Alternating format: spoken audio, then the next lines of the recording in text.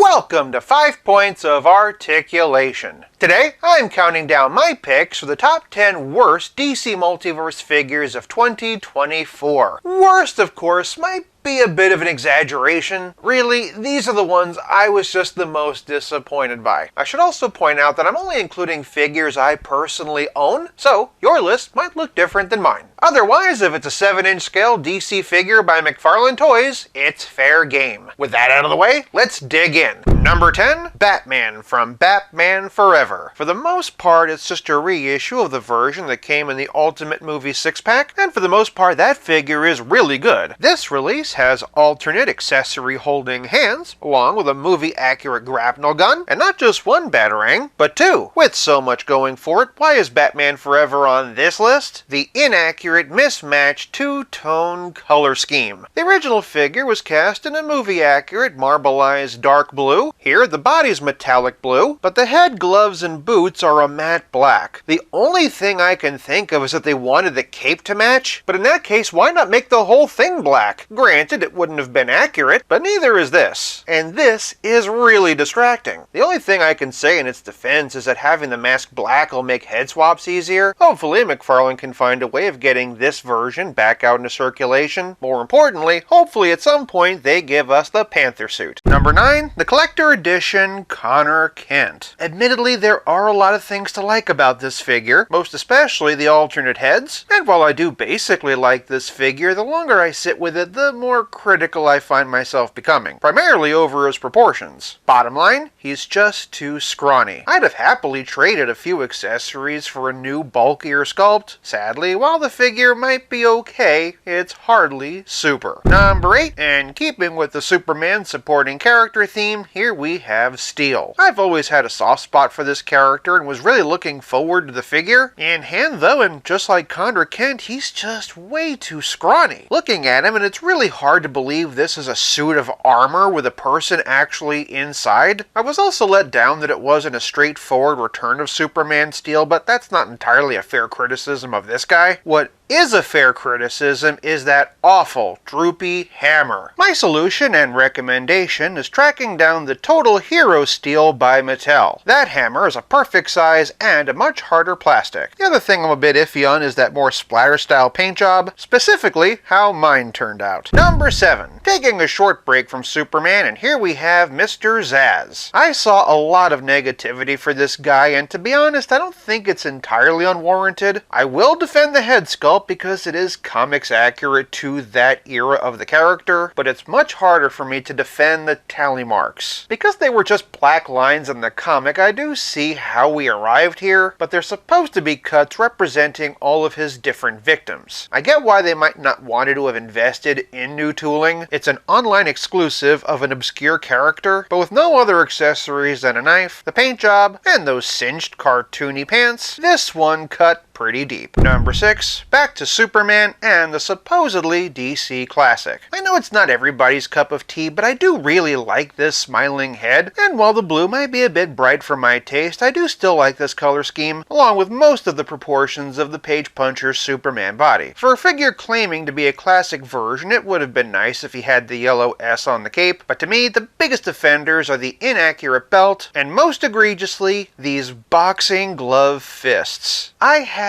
no idea how these hands were ever approved to start with, and the fact that they keep releasing figures with them utterly boggles my mind. Number 5, Metallo. Like many of the most disappointing figures, this one is a store exclusive, specifically Target. Because of that, lots of corners got cut. Drawing from the Secret Origin design, they did resculpt the head and torso, but the rest of the figure is just Lex Luthor's battlesuit, which they'd already reused for Atomic Skull. On the one hand, I can kinda see what they were going for, trying to give him an armored look while also saving a few bucks, but the result, frankly, is just plain ugly, with just too many different characters wearing the same armor on your shelf. In McFarlane's defense, though, the costume in the comic is pretty ugly too. Number 4, Nightfall Nightwing. Not unlike Metallo, my biggest criticism with this figure is lazy reuse. Don't get me wrong, I really like the head sculpt here. In fact, it's one of my favorite McFarlane Nightwing head sculpts. But regardless of how you feel about this particular version of the character, it deserved better than this. Painting that V V-shaped band across his chest instead of sculpting a new piece looks so cheap, especially with the black outline, and most especially because they didn't include it on the rotator cuffs. As such, it just looks broken up and incomplete, but the biggest offender of this figure is the boots. Like a lot of medium build characters, they reused the Blue Beetle body for this guy, which is fine, but what's not fine is painting the boot tops over these sculpted ones. And just like the yellow band across the chest, it just looks terrible. Batman's sidekick deserves so much better than this, and that's counting the one that was beaten to death. Number 3, Bat Zorro from the Bizarro 2-pack. Whether you're going to like this set or not has a lot to do with how you feel about the Jeff Loeb art style. The figures capture it pretty well and have a lot of personality, and even if it's not my favorite art style, I mostly think they did a good job, especially with Bizarro himself. For the most part, I'm not even that unhappy with Bat Zorro. They reused the Dark Knight Returns body, which I think was an appropriate choice, and there are things I like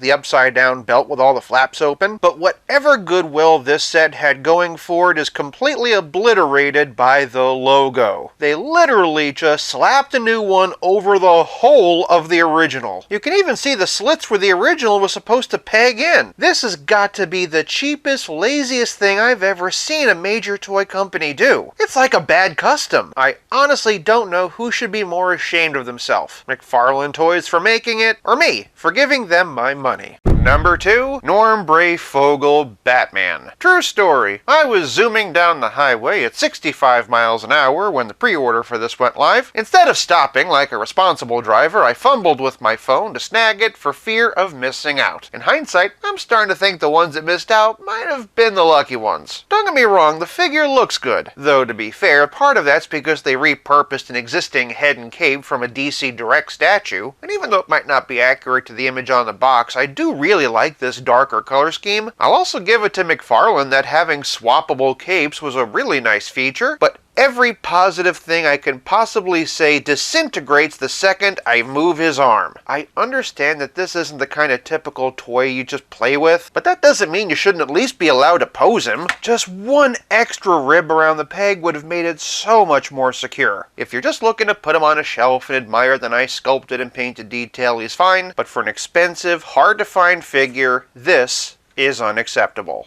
Before revealing my top pick, I do have one honorable mention, the Riddler from Batman Forever. At first glance, there is a lot to love. Although the expression wouldn't be my first choice, the head is sculpted well, and I do think I can trace it back to its source material. Not only that, but near as I can tell, this is a completely new sculpt, and they did give Eddie a decent amount of accessories. My main disappointment is the paint job. The question marks that they gave him look great, but between the knees, rotator cuffs, elbows, and sides, there are a lot of dead areas. Given what an exceptional job they did painting Two-Face, it's all the more disappointing. With some creative posing, you can minimize it, but it's still distracting. Not distracting enough to put it on the main list, mind you, but just enough to keep me puzzled. And my number 1 biggest DC Multiverse disappointment of 2024 is Justice League Task Force. Yes, the entire wave. As someone who grew up loving the game, even I'm baffled by the choice of doing a video game style deco. The thing is, it doesn't even look like a video game. Take for example the Turtles in Time figures by NECA. Those actually have pixels painted on them to mimic the original graphics. This looks like it was done using the spray can in Microsoft Paint. Not only that, but as has been pointed out, by not painting the faces, it doesn't look like the characters are from video games. Rather, it looks like the characters wearing video game themed costumes. It's especially frustrating with the Flash because we need a comic style 90s Wally West. Like I said in my Superman video, had the figures been painted normally with the video game versions as the Platinum editions, I don't think it would have been so bad. That way everyone could have gotten what they wanted. There are good figures underneath if you're willing to put in the time and the acetone, but remembering that McFarlane never does a second series of build-a-waves, we're not going to be able to complete the set. Hopefully we'll get other characters from the game like Despero or Cheetah in comic style, but as is, this wave is just one huge missed opportunity and my biggest DC Multiverse disappointment of 2024. Agree?